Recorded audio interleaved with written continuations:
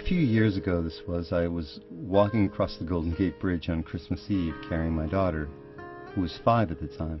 It wasn't that late, but already it was nearly dark and cold. I told my daughter that we should go home because she was sick and needed to rest. But I've never been on the bridge. If I don't now, when will I? Tina knew she had a problem with her spine that made it hard for her to walk, and that was going to end her life early. In fact, she died before she turned 6.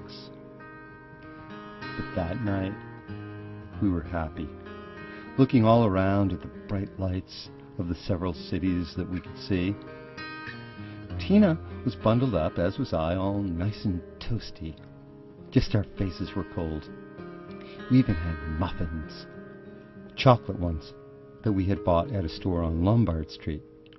"Do you want your muffin now?" I asked Tina. "I'll wait a few minutes. I want to make it last." I gave her a kiss on the forehead, and we walked along a bit more. And just as we were about to turn back and go home and get completely warm, Tina spotted a man ahead, one leg placed over the railing on the bridge. He wasn't that large a man, nor was he dressed in red, but he did have a bushy white beard. "Look, it's Santa Claus." He was probably homeless. I don't think so. "Yes, it is. Can we go see him, huh, please?" I didn't know what to do. I felt sorry for the man, who looked like he might very well be getting ready to jump, apparently neither seeing nor hearing us. So concentrated was he on the dark water below. I made a decision that I've never regretted. How many things can one say that about?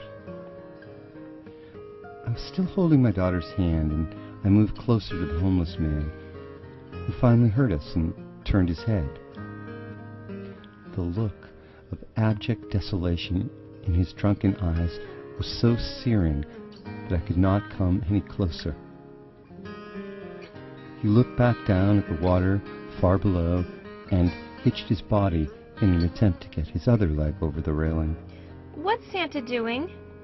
He looks so skinny. Is he sick?" My tongue was unable to form any words, and I was about to turn back toward the way we'd come, sure that there was nothing I could do to save the man if he was that far gone, and I certainly didn't want my daughter to see him commit suicide right before her eyes.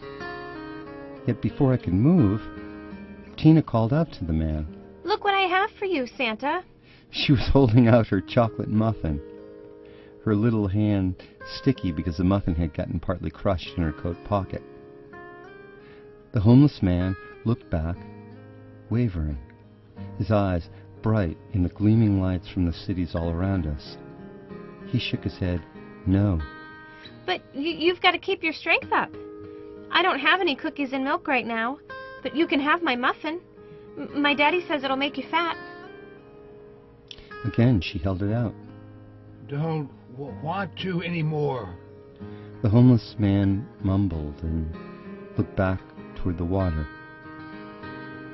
His body was poised. But you've got to deliver all the toys tonight, don't you? To all the boys and girls everywhere. Isn't that right? "No, little girl, I don't." "Including me." The man's eyes flickered and then met mine. And he left. Okay. Okay, I guess I do.